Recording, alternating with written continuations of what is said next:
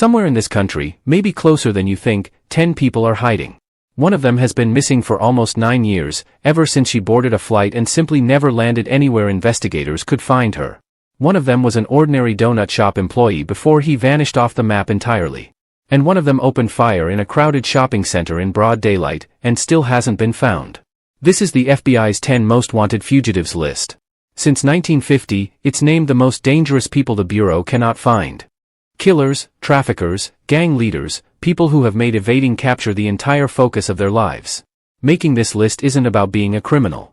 It's about being the worst kind, the ones law enforcement believes pose an ongoing, serious threat, and who have proven, again and again, that they know how to disappear. Of the more than 500 people who've ever made this list, the overwhelming majority were eventually caught. But right now, in this exact moment, 10 spots are filled, and somewhere, 10 people are hoping you never learn their names. You're about to learn all 10. So stick around, because by the end of this video, you'll understand exactly why the FBI wants these faces in front of as many eyes as possible, and it might just be your eyes that make the difference. Let's start the countdown. Number 10. Omar Alexander Cardanis, street name Dollar, a suspected member of the Pierce Street Gang, operating in and around Los Angeles. On August 15, 2019, in a large outdoor shopping center in Silmar, California, just north of LA, the kind of place with a grocery store and a coffee shop and families running errands, Cardanis allegedly walked up to a man in broad daylight and opened fire with a semi-automatic handgun. Multiple rounds. One struck the victim in the head. He died at the scene, in front of shoppers running for cover. Los Angeles police moved fast. Surveillance cameras in the parking lot caught the shooting and the getaway. A local arrest warrant followed within months. But Cardanis didn't stay to face it. By September 2021, the case had escalated to a federal unlawful flight charge, the FBI's signal that he could be anywhere in the country, or outside it entirely. He's known to sometimes grow a beard and wear prescription glasses, small details that suggest someone actively changing his appearance to blend in. The FBI lists him as armed and dangerous. The reward for information leading to his arrest currently sits at up to $1 million. Here's what still bothers investigators. A man opens fire in front of a shopping center full of witnesses, and still, more than 6 years later, walks free. The question isn't whether people saw him that day. It's whether anyone who saw him has ever actually put it together. Number 9. Badres by Patel. 26 years old at the time, working an ordinary job at a donut shop in Hanover, Maryland. On April 12, 2015, Patel allegedly struck his wife multiple times with an object while the two of them were working together at that donut shop. She died from her injuries. Maryland authorities moved within a single day. A local arrest warrant was issued the very next morning, charging him with murder and assault. A federal warrant followed just a week later. But by then, he was already gone. The FBI's last confirmed lead placed him in the Newark, New Jersey area, and then nothing. No confirmed sighting since. The FBI's language on this one is blunt. He should be considered armed and extremely dangerous, one of the harshest warnings issued on the entire list. The reward stands at up to $1 million. What makes this case unsettling is how ordinary it looked right up until it wasn't. No prior record on paper, just a donut shop employee who became, in a single afternoon, one of the most wanted people in the country, and then simply stopped existing anywhere the FBI could find him. Number 8. Trung Duklu. Born in Vietnam, raised partly in Queens, New York. A suspected member of the Vietnamese-American street gang known as Born to Kill. In August 2014, in Philadelphia, Liu is accused of taking part in the torture and kidnapping of 3 men, 2 brothers who did not survive, and a third victim who managed to escape alive. It took years to build the case. A federal warrant wasn't issued until July 2019, charging conspiracy to commit kidnapping, 3 counts of kidnapping, and charges tied to extortion over drug debts. What makes Liu especially hard to pin down is identity. Investigators have documented at least 10 known aliases and 6 different reported birthdates for him, a level of identity scrambling that speaks for itself. His body is heavily tattooed, including a dragon across his back with the words Asian Pride. He was last confirmed to be back in Vietnam, and the FBI flags him as both armed and dangerous, and an international flight risk. The reward is $1 million. He escaped from the country where the crime happened straight back to the country where he was born. A move that should make him easier to place. And yet, more than a decade later, it hasn't made him any easier to catch. Number 7. Kashan Nicola Roper, from Kansas City, Missouri, the only woman currently on this list. On August 23, 2020, during an altercation in Kansas City, Roper allegedly fired multiple shots into a car. 2 women inside were struck. One of them died. Local charges came fast: second-degree murder, armed criminal action, unlawful use of a weapon, filed less than 3 weeks after the shooting. By July 2021, with no arrest made, the case went federal. Investigators believe she has ties to 6 different states: Kansas, Nebraska, Texas, Colorado, Georgia, and South Dakota, a spread that suggests either a support network helping her move, or simply someone who knows how to keep going. She's listed as armed and dangerous. The reward is $1 million. This case carries something a lot of the others don't: 2 victims, one of whom survived and has had to live with what happened every single day since. As always, check the FBI's official site for the very latest status on any name in this video, since fugitive cases can change fast, sometimes between the day a script gets written and the day it gets published. Before we go any further, it's worth pausing to ask, why does a list like this even exist in the first place? The idea didn't actually start with the FBI. In 1949, a journalist asked the Bureau for the names and descriptions of the toughest, most dangerous criminals it hadn't caught yet, for a news story. That story generated so many public tips that the FBI's director at the time decided to make the concept permanent. On March 14, 1950, the very first 10 most wanted fugitives list was published. Since then, over 500 fugitives have appeared on it, and the overwhelming majority have eventually been captured or located, a huge number of them because someone in the public recognized a face from a poster, a news segment, or now, a phone screen. The criteria has always come down to 2 things.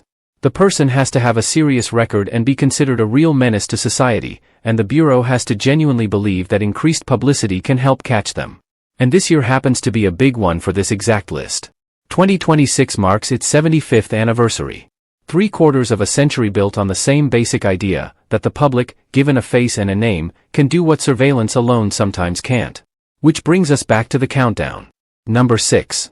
Wilver Villegas Palamino, also known as Carlos El Puerco, or simply El Puerco.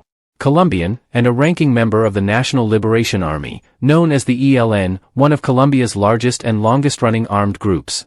Villegas Palamino allegedly ran drug trafficking operations for the ELN's Northeastern War Front, an armed unit operating across the Catatumbo region of Colombia and into Venezuela, using narcotics profits to help fund the group's broader operations. A federal warrant came out of Houston in February 2020, charging him with narcoterrorism and international cocaine distribution conspiracy, charges that treat drug trafficking and terrorism as one and the same threat, because in this case, investigators allege they funded each other directly.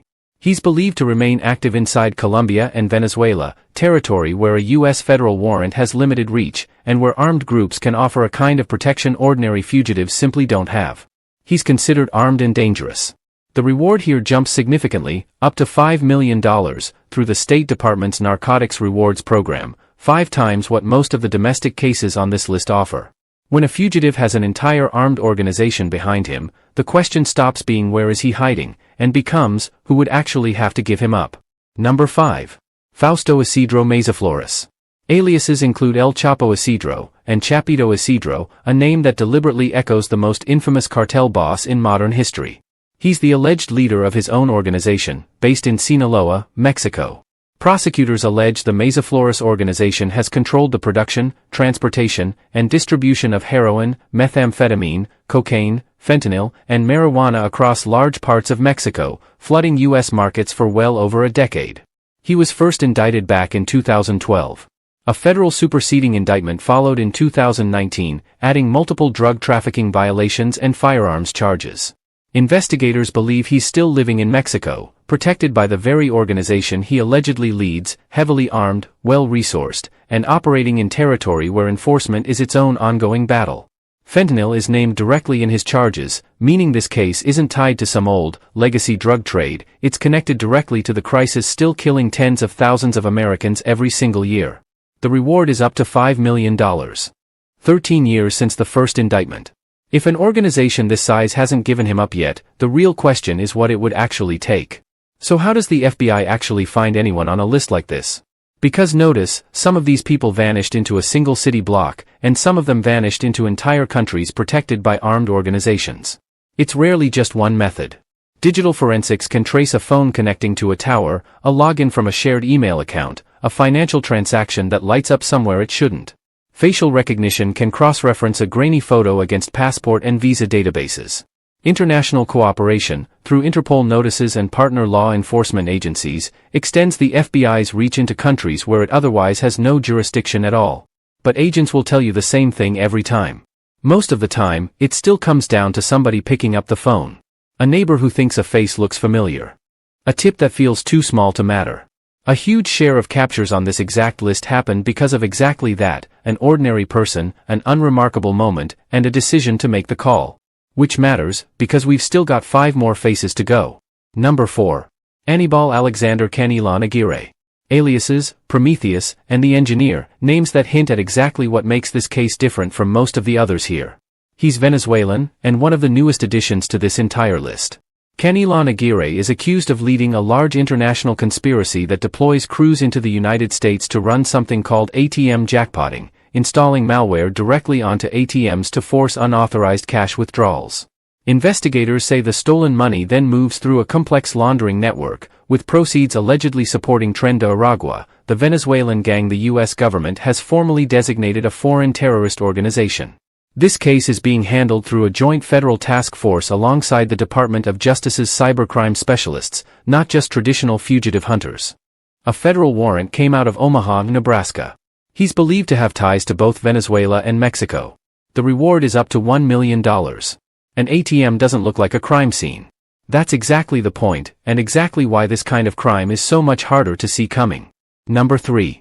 Yulan Adoni Archaga Carrillas, alias Porky. Honduran, believed to be a leader of MS-13's operations in Honduras, one of the most violent street gangs in the entire Western Hemisphere. Archaga Carrillas faces racketeering conspiracy charges, along with cocaine importation conspiracy, and multiple charges tied to the possession of machine guns, a combination pointing to an organization dealing in both large-scale drug trafficking and serious, coordinated firepower. He was added to this list back in November 2021, meaning he's now spent close to 5 years on it without capture, operating largely within Honduras, in territory where MS-13 maintains real influence and real protection. The reward is up to $5 million. 5 years on a list like this is a long time by any measure. The question is whether that's because he's exceptionally careful, or because the people around him have exceptional reasons to keep him hidden. Number 2. Giovani Vicente Mosquera Serrano, aliases El Viejo and Giovani San Vicente. Venezuelan, and like our previous entry, allegedly connected to Tren de Aragua. Mosquera Serrano faces charges for international cocaine distribution conspiracy, but what elevates this case is one additional charge, providing material support to a foreign terrorist organization, tied directly to Tren de Aragua's federal terror designation. He was added to the 10 most wanted list in 2025, one of several recent additions tied to a broader federal crackdown on that organization's operations inside the United States. His exact location remains unconfirmed, believed to be moving somewhere between Venezuela and the wider region where the group maintains networks. The reward is up to $5 million. 3 names on this exact list right now are all tied to the same organization, in 3 different roles, a coordinated network the FBI is trying to unravel one arrest at a time. Catching one of them could mean information that leads straight to the others. And now, the most infamous name on this entire list. The one true crime communities online have obsessed over for years. Number 1. Dr. Ruja Ignatova. Bulgarian-born, holder of an actual doctorate, fluent in English, German, and Bulgarian. The world came to know her by a different name entirely, the Crypto Queen. Beginning around 2014, Ignatova founded OneCoin, a company that marketed what it called a revolutionary cryptocurrency, sold in packages to investors across dozens of countries. Prosecutors allege it was never real, no functioning blockchain, no actual coin, just false statements designed to convince ordinary people to wire their money in. Estimates put the total stolen at more than $4 billion, making it one of the largest fraud schemes in modern history. Ignatova led the company publicly right up through October 2017, speaking at packed events, including one in London captured on video, projecting total confidence in a product federal investigators say was fiction from the very start. Then, in October 2017, she boarded a flight from Sofia, Bulgaria, to Athens, Greece. She has not been confirmed seen since. A federal warrant followed within weeks. Investigators believe she may travel on a German passport, through the United Arab Emirates, Germany, Russia, or Eastern Europe, and that she may have had plastic surgery or otherwise altered her appearance, meaning the face on her wanted poster may not even be the face she wears now. She's believed to travel with armed guards, whatever protection $4 billion can buy. Investigators think she has access to it. The reward is up to $5 million. Did she fly commercially that day in October 2017, or did she never actually leave Europe at all? Some theories say she's living quietly under a new face somewhere in the Middle East. Others, including reports investigators have had to take seriously, suggest she may not be alive at all, and that the disappearance itself was staged to end the search entirely. Nearly 9 years later, nobody actually knows which version is true. Not every name on a list like this stays there forever. History actually says most of them don't. Some of the most notorious fugitives ever to make this exact list were eventually found, sometimes decades later. Whitey Bulger, the Boston organized crime figure, spent 16 years on the run before finally being recognized and arrested in California, after renewed public awareness led directly to the tip that ended it. Cases like his are the reason this list still works the same way it did back in 1950, publicity plus patience, applied for exactly as long as it takes. 10 people. 10 different crimes. 10 different reasons the FBI needs them found. But underneath all of it, the thread connecting every single name on this list is the same. These are people the Bureau believes pose a real, ongoing threat, and people who have made staying hidden their full-time job. History says most of them won't stay hidden forever. Of the more than 500 fugitives who've made this list since 1950, the overwhelming majority have eventually been caught, often because of a tip from someone who had no idea, until one ordinary day, that they were looking straight at a face from a wanted poster. That's really the point of a list like this. It's not just a record of who got away. It's an invitation, for all of us, to pay a little closer attention. If any of these faces looks familiar to you, do not approach them. Contact the FBI directly, or submit a tip anonymously at tips.fbi.gov, and since this exact list can change at any time, always check fbi.gov/wanted/top10 for the most current status on any name in this video. So, which of these 10 cases surprised you the most? Let me know down in the comments. I read every single one. And if you want to be here the moment any of these fugitives are finally caught, or the moment this list updates with someone new, make sure you're subscribed, with notifications turned on. This list changes more often than most people realize, and I'll be covering it every single time it does.